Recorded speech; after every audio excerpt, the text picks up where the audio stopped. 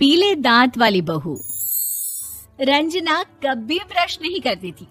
उसे कितनी बार उसके माँ बाप ने डांटा, लेकिन उसका कोई असर उस पर होता ही नहीं था, जिस कारण से उसके दांत पीले पीले हो जाते हैं। शादी के बाद अरे बहू, वैसे तो तुझ में कोई कमी नहीं है, पर तेरे दांत इतने पीले कैसे हैं बेटा? कैसे मतलब? कोई सर्जरी थोड़ी ना कराइए। वो तो क्या नाम, मैं ब्रश नहीं करती थी तो पीले हो गए। अब क्या करूं? आप कहे तो लाल करवा लूं या फिर काले? यार ये क्या है, क्यों माँ से लड़ रही हो? लड़ रही हूँ? अरे मैं लड़ रही हूँ या ये बोल रही है कि दांत पीले हैं, पीले। अरे तपस्या थोड़ी ना की है इन्हें पीले करने के लिए। बकायदा ब्रश नहीं किया है 20 साल तक, तब जाकर। छी, कैसी बात कर रही हो? ये उस वक्त तो पीले नहीं थे जब हम लोग तुम्हें देखने आए थे। अरे तब साफ करवा लिया होगा डेंटिस्ट के पास जाकर।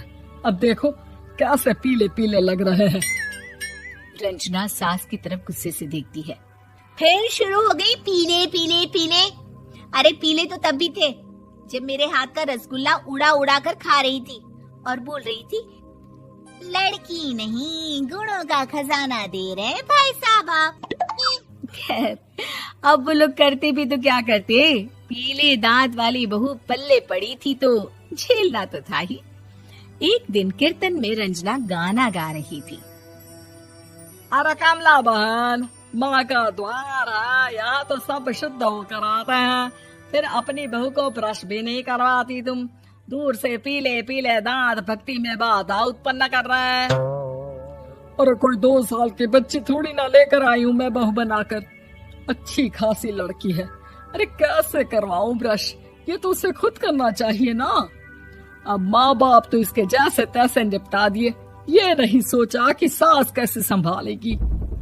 सास बहू को लेकर घर आ जाती है, लेकिन सोच लेती है कि अब इसे लेकर कहीं नहीं जाएगी। अगले रोज बहू कहती है, अरे क्या हो गया, मंदिर नहीं जाना क्या?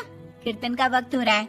मेरी मधुर वाणी से कान्हा जी जागते हैं और सोते हैं। आप तो जानती है ना उनकी भक्ति में कितना मन लगता है मेरा। वो क्या है ना, तबीयत ठीक नहीं लग रही है मेरी, आराम करूंगी मैं। तबीयत ठीक नहीं लग रही? अभी तो मिथुन के गाने पर नाच रही थी आप, और अब बोल रही है कि तबीयत ठीक नहीं लग रही। अरे भक्ति में मन लगा लो सासू माँ, ऊपर जाना है। क्या मुंह दिखाओगी आप? हाँ, सास को बहू की